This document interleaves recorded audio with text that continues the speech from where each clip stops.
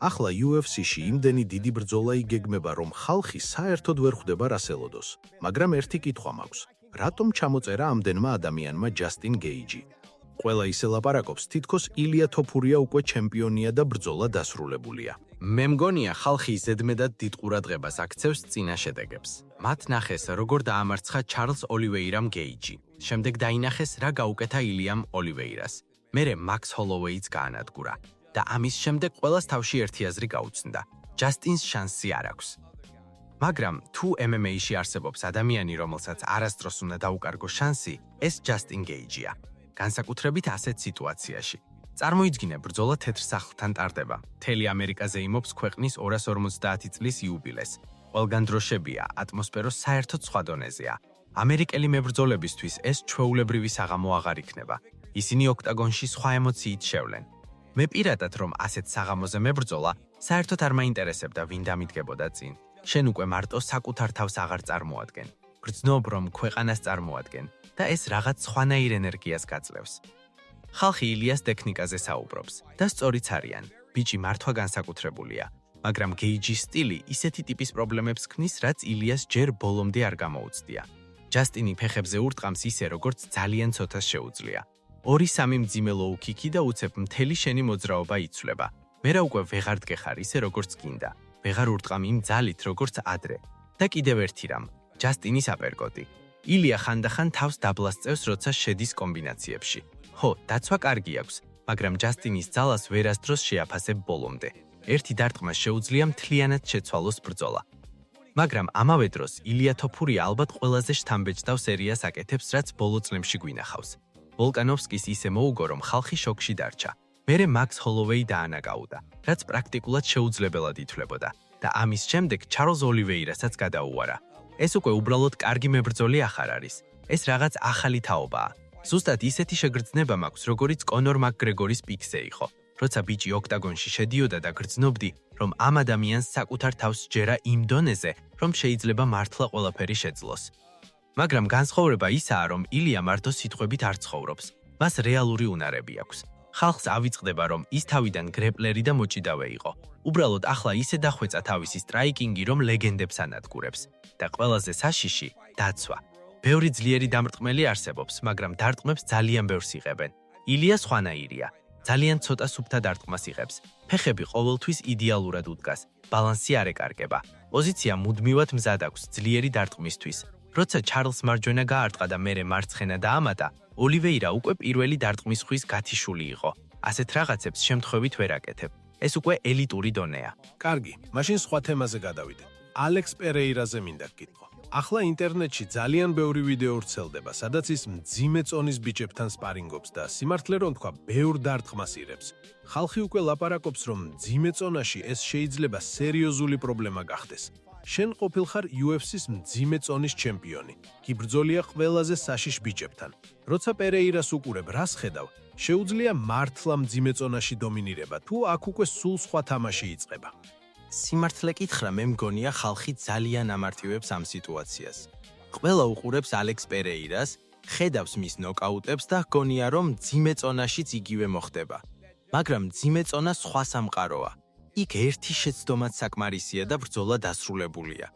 და პირველი რაც უნდა გავიგოთ, სირილ განს ძალიან რთული მეტოქეა. ხალხი მას სათანადოდ ვერ აფასებს. ეს ბიჭი მძიმე წონისთვის ზედმეტად სწრაფია, ზედმეტად მოძრავია და ტექნიკურად ძალიან სუფთაა. ბევრ მძიმე წონოსანს თუ შეადარებ, ისინი შედარებით ნელა მუშაობენ.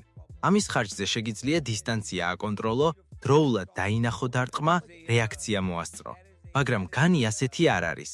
მისი მოძრაობა, ფეხების მუშაობა, ატლეტურობა, ეს ყველაფერი პრობლემებს უქმნიდა თვითონ ტომას პინალსაც კი. და როცა შენ პერეირასავით სტრაიკერზე ლაპარაკობ, რომელსაც უყვარს გაცვლა და საკუთარ ძალაზე დაყრდნობა, ასეთ მოწინააღმდეგესთან ეს შეიძლება ძალიან სახიფათო გახდეს. აი მთავარი პრობლემა რაშია?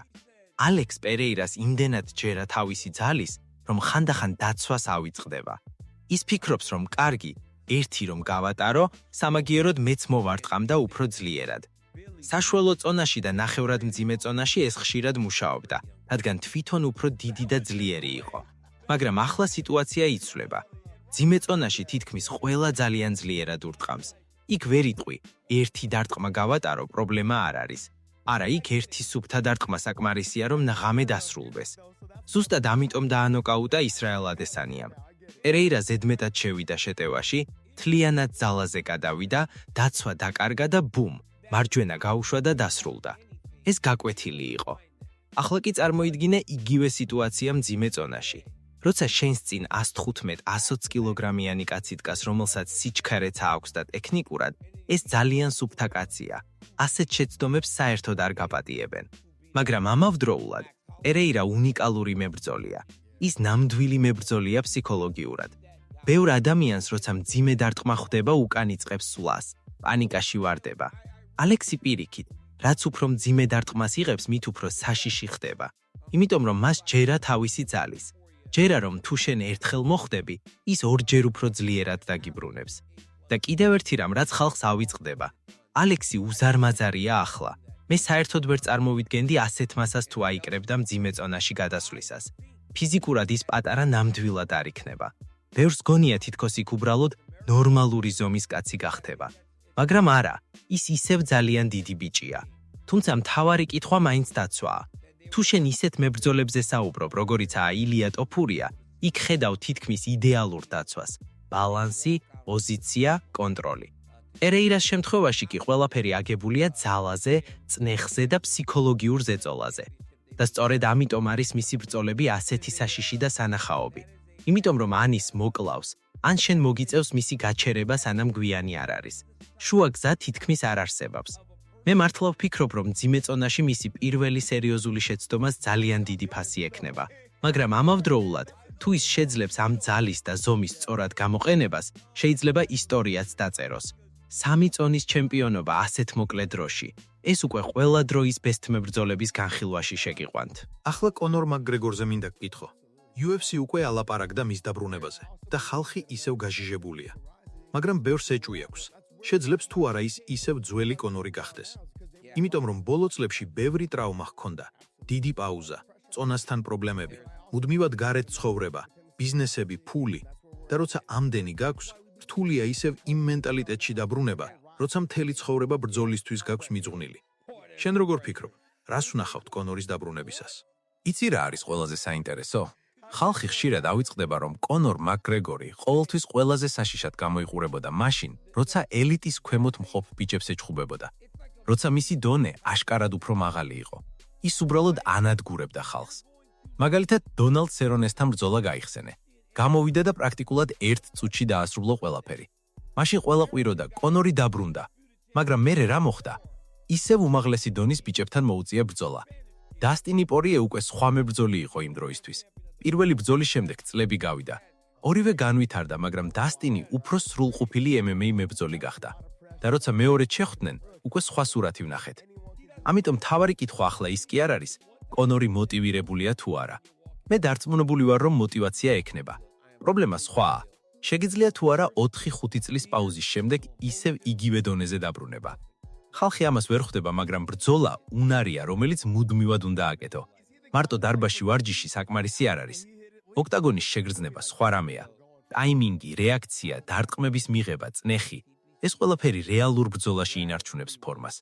და ამ ასაკში, ამდენი ტრავმის შემდეგ, ეს ძალიან რთულია. მაგრამ ერთი რამ კონორს ყოველთვის ექნება, ძალა.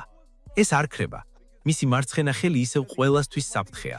თუ რინმე შეცდომას დაუშვებს, კონორს შეუძლია ერთი დარტყმით ყველაფერი დაასრულოს. თუმცა პრობლემა ისაა, რომ ახლა მის წინ ისეთი ბიჭები დგანან, რომლებიც უბრალოდ არ ჩერდებიან. მაგალითად, მაქს ჰოლოუეი. მაქსი სულ სხვა ცხოველია. მისი გამძლეობა, ტემპი, მუდმივი წნეხი, ეს რაღაც განსაკუთრებულია. და აი აქ იწყება მთავარი პრობლემა კონორისთვის. ადრე მას შეეძლო ხალხის სწრაფად გატეხვა. შედიოდა ფსიქოლოგიურად ანადგურებდა, რამდენიმე ძლიერი დარტყმა და ბრძოლა მთავრდებოდა.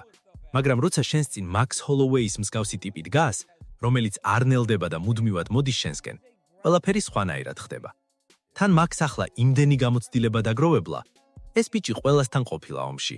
66 კილოგრამშიც, 70 კილოგრამშიც და რაც ყველაზე მეტად მომწონს, საერთოდ არ აინტერესებს სად იჩხუბებს, უბრალოდ ბრძოლა უნდა. მაგრამ ხალხი ამას ვერ ხვდება, რამდენად სახიფათოა კონორისთვის ხანგრძლივი პაუზა.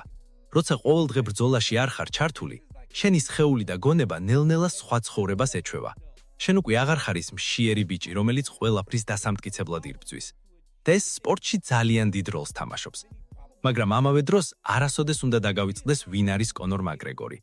ეს ბიჭი ერთ-ერთი ყველაზე თავდაჯერებული მებრძოლია ისტორიაში. როცა ის ფორმაშია და მენტალურად სწორ მდგომარეობაში, შეუძლია ყველასთვის პრობლემა გახდეს. უბრალოდ ახლა UFC-ს დონე სხვანაირია. ახალი თაობა მოვიდა. ბიჭები ბევრად უფრო უნივერსალურები გახდნენ. მარტო კარგი ბოქსი ან კარგი მარცხენახელი აღარ კმარა. ახლა ყველაფერს აკეთებს. ჭიდაობა, გრეპლინგი, სტრაიკინგი, დაცვა, ტემპი და სწორედ ამიტომ არის კონორის დაბრუნება ასეთი საინტერესო.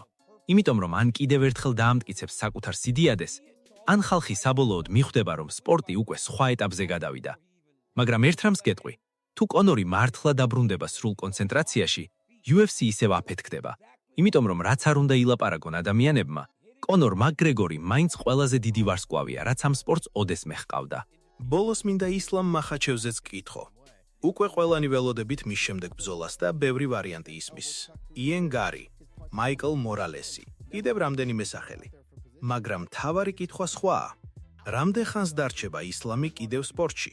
იმიტომ რომ დაღესტნელი მებრძოლები ხშირად ცდილობენ კარიერა პიკზე დაასრულონ. და თუ სიმართლეს ვიტყვით, ისლამს თითქოს უკვე აღარაფერი აქვს დასამტკიცებელი. როგორ ხედავ მის მომავალს? მართალია, ისლამ მახაჩევს უკვე პრაქტიკულად ყველაფერი აქვს მიღწეული.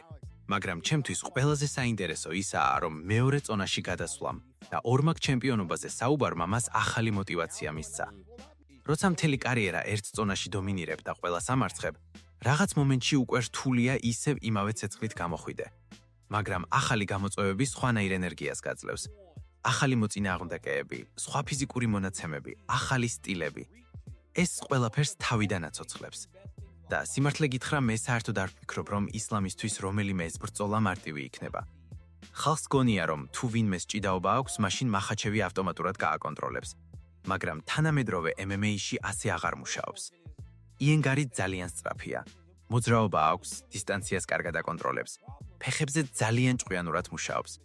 ასეთ მებრძოლთან მიახლოებაც კი რთვია. და როცა შენ მთელი ბრძოლა ცდილობ ადამიანს დაიჭირო, ამას დიდი ენერგია მიაქვს. მაიკლ მორალესი კი საერთოდ სხვა პრობლემაა. უზარმაზარი ბიჭია ამ წონისთვის. ფიზიკურად ძალიან ძლიერია.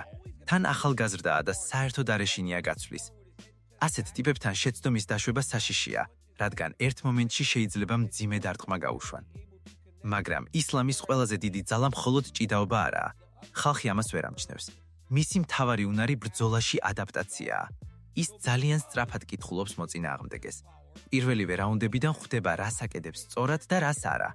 მერე კი ნელ-ნელა გართმევს ყველაფერს, რაც კარგად გამოგდის. ზუსტად ეს ქონდა ხაბიბსაც. შენ თითქოს კარგად იწყებ, რაღაც გამოგდის, მაგრამ მერე უცებ ხვდები, რომ ბრძოლა უკვე მისი ტემპით მიდის. და როცა ეს ხდება, ფსიქოლოგიურადაც ვწყდები.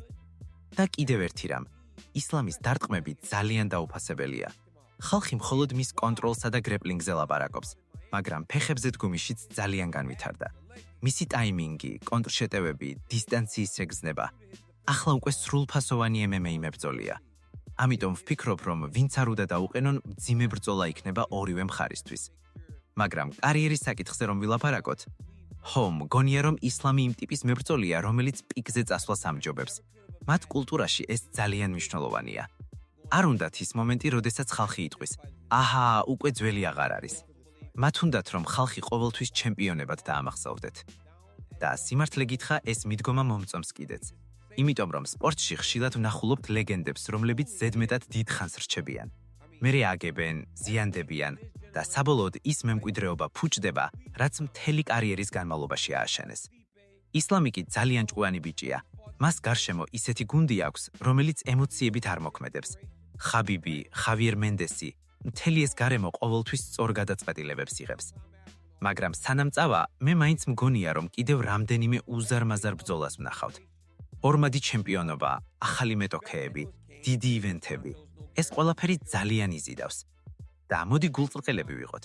როცა ისლამ მახაჩევი ჩხუბობს, მთელი სპორტი ჩერდება. იმიტომ რომ დღეს ის ერთ-ერთი ყველაზე სრულყოფილი მებრძოლია პლანეტაზე. და რაც ყველაზე საშიშია, მგონია რომ ბოლომდე ჯერ კიდევ არ გვინახავს მისი საუკეთესო ვერსია.